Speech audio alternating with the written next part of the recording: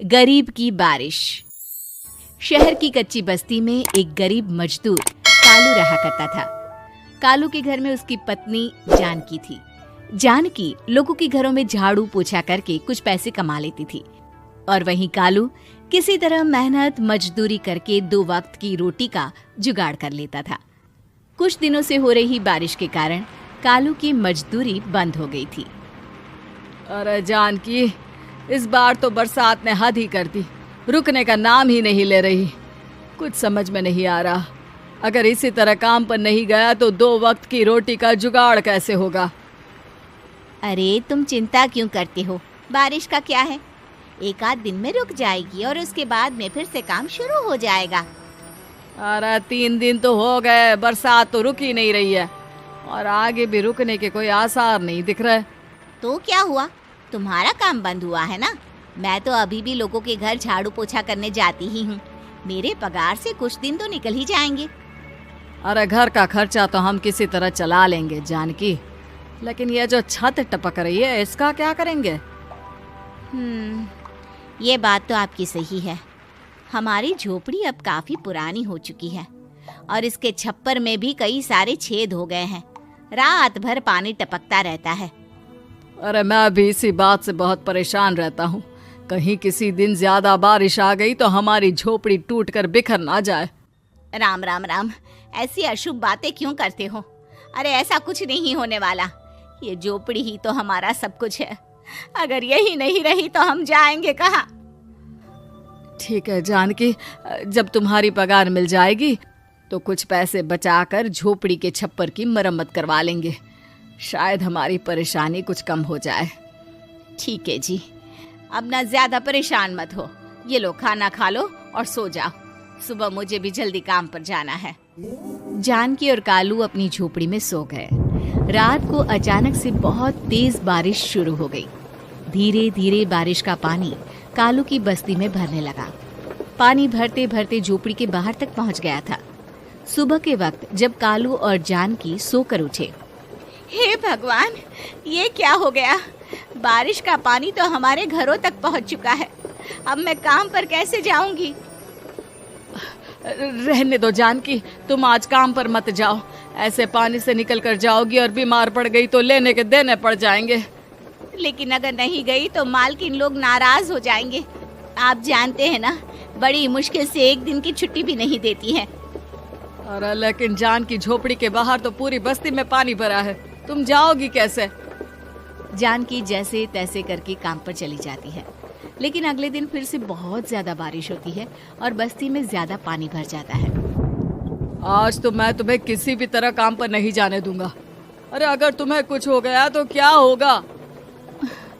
ठीक है, तुम ठीक ही कहते हो। आज नहीं जाती। अगर मालकिन नाराज हो गई तो मना लूंगी किसी तरह। अरे मनाने वाली क्या बात है, जब तुम बताओगी कि हमारी झोपड़ी में पानी भर गया है तो वो खुद ही समझ जाएंगे ना। अगले 2 दिन तक तेज बारिश होने की वजह से जानकी, कालू और आसपास की बस्ती में रहने वाले सभी लोगों के घरों में पानी भर जाता है, जिसकी वजह से जानकी काम पर नहीं जा पाती। और 3 दिन के बाद जैसे ही जानकी काम पर पहुंचती है, कहाँ थी तुम? पिछले 3 दिनों से काम पर क्यों नहीं आई? मेम साहब, क्या बताऊं, इतनी ज्यादा बारिश हो रही थी, हमारी पूरी बस्ती में पानी भर गया है और उससे भी ज्यादा तो मेरी झोपड़ी के अंदर पानी भर गया। आप ही बताइए कैसे आती मैं। इसका मतलब ये हुआ कि बारिश होगी तो तुम काम पर नहीं आओगी। ना ना, मेरे कहने का ये मतलब नहीं था मेम साहब। तुम जानती भी हो 3 दिन से कितनी परेशानी हो रही है मुझे। सारा काम मुझे खुद करना पड़ा। माफ कर दीजिए मालकिन जी, पर मैं क्या करती, आने के लिए रास्ता ही नहीं था। सब जगह पानी भरा हुआ था। बहाने तो तुझे बहुत बनाने आते हैं। जानकी देख, अगर अगली बार ऐसा किया ना तो फिर काम से हमेशा के लिए छुट्टी। अरे ना ना मालकिन, ऐसा मत कीजिए। बारिश की वजह से मेरे पति की मजदूरी भी छूट गई है। बड़ी मुश्किल से घर में 2 वक्त खाने की रोटी का जुगाड़ हो पाता है। आप मुझे काम से निकाल देंगे तो हम क्या खाएंगे। अगर इतनी ही चिंता है तो फिर रोजाना काम पर आया करो। चलो अब जल्दी से जाकर घर का सारा काम करो। बारिश रुकने का नाम ही नहीं ले रही थी। पूरे शहर में बाढ़ जैसे हालात बन गए थे। लेकिन नौकरी जाने के डर से जानकी किसी तरह रोज काम पर जाती थी। एक दिन जब जानकी काम करके अपने घर लौट आई तो अचानक उसकी बस्ती में कुछ लोगों का शोर सुनाई दिया।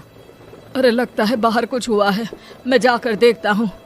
हाँ हाँ, पता तो कीजिए, ये बस्ती में लोग इतना शोर क्यों कर रहे हैं। बाहर जाकर कालू ने एक आदमी से पूछा। अरे क्या हुआ भाई, इतना शोर क्यों मचा रहा है? अरे क्या बताए भैया, अपनी बस्ती के बाहर एक पुल टूट गया है और वहाँ पर एक कार फंसी है। थोड़ी देर में अगर किसी ने नहीं बचाया ना तो वो कार पानी में बह जाएगी। हाँ? ये क्या कह रहे हो भैया, कार के अंदर कोई है क्या? हाँ, कोई औरत बैठी है, अकेली है, बहुत रो रही है बेचारी, मदद के लिए बुला रही है। अरे तो हमें जाकर उनकी मदद करनी चाहिए ना। अरे लेकिन इसमें बहुत खतरा है, हमें अपने आप को बचाना चाहिए। पानी कभी भी हमारी बस्ती की तरफ आ सकता है। अरे तुम्हें नहीं चलना तो मत चलो, लेकिन मैं तो जाकर उस औरत की मदद जरूर करूंगा। कालू उस जगह पर पहुंचता है जहां वो औरत कार में फंसी हुई थी। वहां पर पानी का बहाव बहुत तेज था और सारा पानी कालू की बस्ती की तरफ ही आ रहा था। कालू ने एक बड़ी सी रस्सी को पेड़ से बांध दिया और दूसरे सिरे को कार की तरफ फेंक दिया और उस औरत को रस्सी के सहारे बाहर आने के लिए कहा। तभी वहां जानकी भी दौड़ती हुई आई। अरे ये तो मेरी मालकिन है, जिनके यहाँ मैं काम करने जाती हूँ।